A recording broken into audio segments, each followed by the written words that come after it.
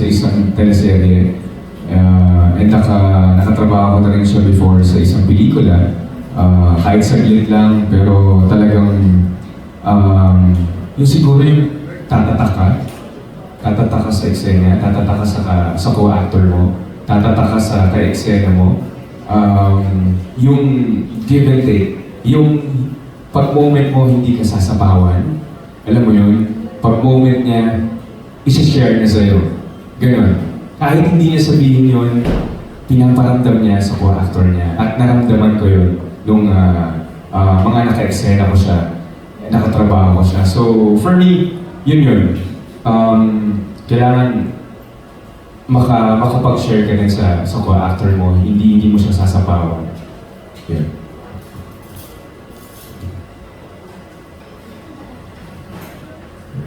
Ako naman, ang natutunan ko kay Miss Nora is yung sobrang relax niya pag nagtatrabaho siya. Parang alam niya yung ginagawa niya.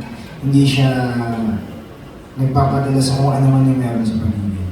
And yung mata niya kasi, parang kahit wala kayo sa eksena, parang sabi nga hindi kumikinang, totoong kumikinang talaga yung mata niya. Which is, yun yung kumukuha ng connection sa inyo pag magka-eksena kayo. So, titignan mo lang siya, affected ka na. So, napakadaling makarelate sa pakiramdam na nararamdaman niya kasi nga, nagtatranscend sa mata niya. Hindi ko alam kung paano niya yung ginagawa. So, habang magka-eksena kami or sa mga ibang eksena niya, pinapanood ko siya sa monitor, kung ano ba yung tumatakbo sa isip niya. So, hindi ko rin alam kung ano yun, pero sobrang sarap niya panoorin habang nagtatrabaho kasi parang alam na alam niya yung ginagawa niya and parang pa rin siyang bata. Totoo yun, na parang kahit despite sa nangyayari o sa kalagayan niya, ibibigay niya pa rin yung best of best niya para doon sa kailangan niya doon. So, feeling ko makakatulong yun sa younger generation like us. Parang hindi mo kailangan magpadala sa circumstances na nangyayari. So, relax lang, alamin mo yung trabaho mo, and maniwala ka lang. Yun yung nakita ko sa kanya. So, yun yung natutunan ko sa konting panahon. Yeah.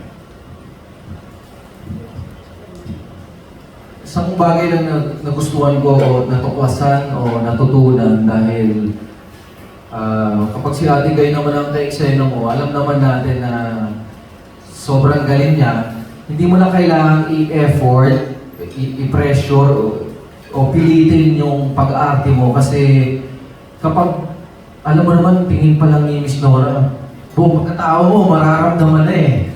Kaya hindi mo kailangan kontrahin yun, isuko mo lang, ibigay mo kasi pag naramdaman mo, kusa ka na rin aarte. Hindi magiging OA, makikita naman yun na, ay, nararamdaman niya talaga sa Miss Nora kasi tama yung reaksyon, yung emosyon na ginagawa niya.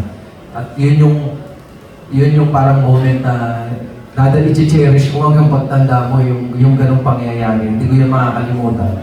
At pinagpapasalamat ko rin yun sa ating director, sa aming producer na kami yung napili rito at parang once in a lifetime lang siya. Kaya kailangan kunin mo yung moment. Yun lang. Ako naman po, it was my third time na kasi na maka-work si Nanay Guy. And napaka-interesting ng question kung ano natutunan sa kanya. Doon sa 3 beses na naka-work ko siya, ang hirap kasi talaga ipaliwanag kung paano niya ginagawa yung acting niya. Kasi pag titingnan mo siya, hindi siya gumagalaw, hindi siya malikot, hindi malaki acting niya. It's the eyes talaga eh, yung soul, yung purity, ni Nanay Guy.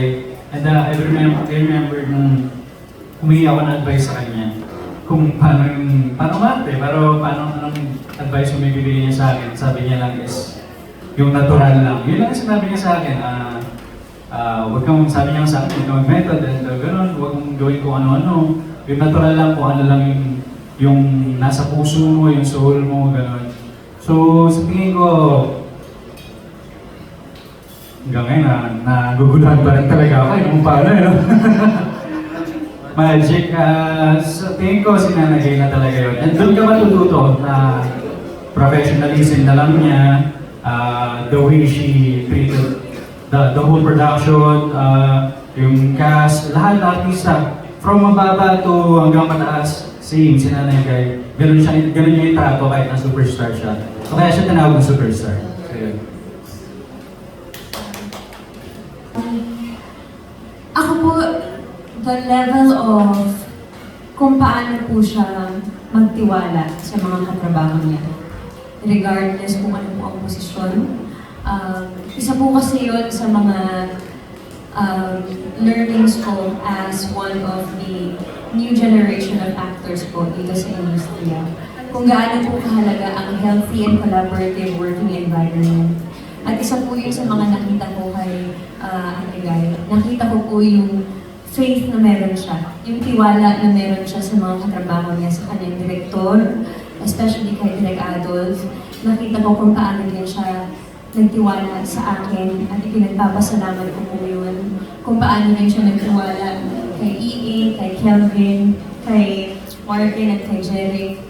No matter how much of a veteran she already is, she made us feel that she is with us on set, that she is our co-actor, and we have so much respect for her. It's an honor to experience that. Bracelet na merong oil, dasal na protection para kung sakali mang merong pangontra, merong may gustong gawin sa amin hindi maganda, merong protection na kapag gumulo daw yung langis na nasa loob ng tube, ibig sabihin nun, may sumusubok na saktan or gawing masama sa amin. Ayun. So, shinare ko lang na meron kaming kasamang totoong mananambal nung nasa City Hall kami para din sa kaligtasan ng lahat. So, lahat kami naka-bracelet, lahat, production, artista, at pinagbabawal na tanggalin namin siya habang hindi kami nag-e-eksena. So, yun. Share ko lang.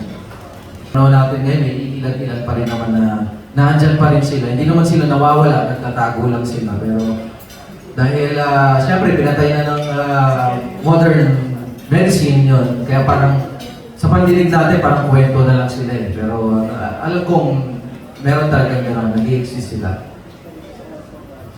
Ako una, takot na takot ako kasi gaya ni Jerry, wala rin akong kaalam-alam about the history, kung ano sila, di pa ako nakakita or nakaka-encounter ng isang mananambal. Pero nung nakapunta ka sa City Hall, mas naliwanagan ako na hindi pala lahat ng katulad nila is yung nakikita at naririnig lang natin. Sabi nga ni Kelvin, may nakasama kami mananambal talaga na nag-protect sa amin. Diba? So, share ko lang, first time ko makapunta ng City Hall at masasabi ko, napakaganda ng City Hall. Kaya sa lahat ng mga natatakot pumunta, nagdadalawang isip, hindi totoo, napakaganda ng City Hall. Actually, to connect lang din po sa sinabi ni EA po, no? Sa totoo lang, nung mga una po namin narinig, lalo na po sa generation ngayon, hindi naman po ganun ka-widely educated about sa mga ganito na meron tayo dito sa bansa natin eh. Ang pagiging isang mananambal based on research ay marami pong misconception because hindi po lahat ng tao ay naiintindihan whether is it something good, is it something bad, is it a good power or a bad power, ano po yun. So, marami pong misconception at marami pong hindi nakakaintindi, which leads to maraming takot. At tama po, when we got to City Hall, kahit ako I didn't know what to expect kasi marami nagsasabi na ako mag-ingat ka, kahit ano mangyari, huwag ka masyadong ganito, huwag kang ganyan, huwag kang magtiwala sa mga tao. But when you go there, you really cannot judge something by what people say. You really cannot judge something or someone by what you hear from other people. Kasi po, nawawala eh. We don't want to remove the magic of what something truly is. Napakaganda po ng City Hall. Mabuti po yung mga tao na nasa City Hall. At ang pagiging mananambal ay pagkakaintindi ko ay bilang isang faith healer. Healing through faith. And I think that already speaks so much Although dito po sa pelikula, kaya po mananamba ng tawag ay dahil maaaring meron pong pagkakaintindi na kung alam mo magpagaling, ay kaya mo rin gawin ang